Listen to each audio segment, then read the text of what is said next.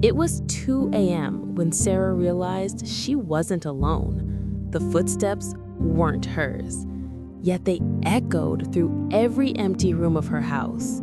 Her heart pounded as she froze in the hallway, listening. Whoever or whatever was there was moving closer. This is a story that will make you question if you're ever truly alone in your own home.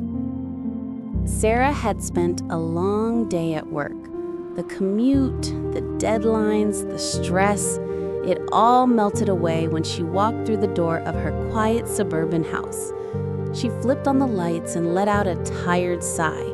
The house smelled faintly of dust and old wood. At first, everything seemed normal. Then, she heard it, a soft creak from the hallway. She froze, unsure if it was just the house settling, but as she stepped forward, the sound came again, slower this time, deliberate. Her pulse quickened. Sarah checked the living room. Empty. Nothing. Just the faint hum of the refrigerator and the ticking of the clock. She whispered to herself, "It's nothing." But deep down, she knew it wasn't.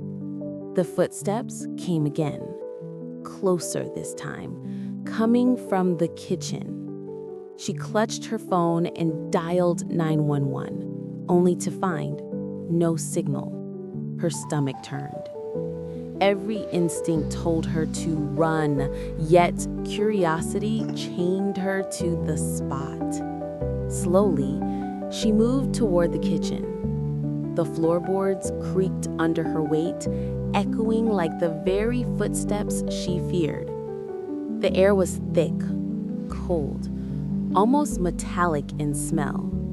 And then she heard it, a whisper, faint but unmistakable, saying her name.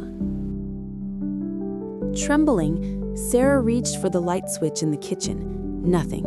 The lights flickered once, twice, and then went out completely. She fumbled for her phone, using its flashlight to scan the room. Shadows stretched unnaturally along the walls. Something or someone was standing near the window, watching. She couldn't see a face, just a dark silhouette. A slow, deliberate step approached her. Sarah backed away, tripping over a chair. Her phone fell, the screen shattered. In the darkness, she could hear her own heartbeat pounding like a drum. And then, silence. For a moment, the house was still, too still. Gathering the courage to move, she decided to check the basement. The steps creaked as she descended slowly, flashlight trembling in her hand. Muddy footprints were scattered across the floor, too large, too deep for her. She realized with a chill that someone had been moving through her house while she slept. A whisper came from the corner.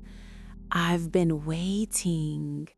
Sarah screamed and ran up the stairs, but the front door slammed shut. She grabbed the doorknob. It wouldn't budge.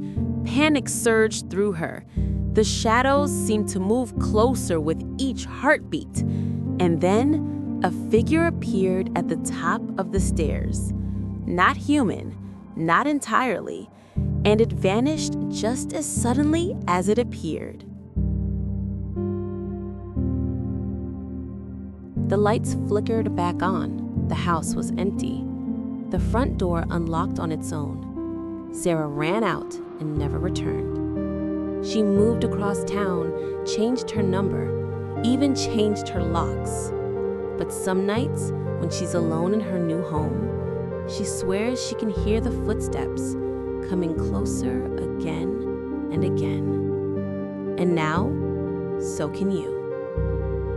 If you enjoyed this story, subscribe and hit the bell to never miss a Night Whisper tale. And remember, sometimes the scariest place is your own home.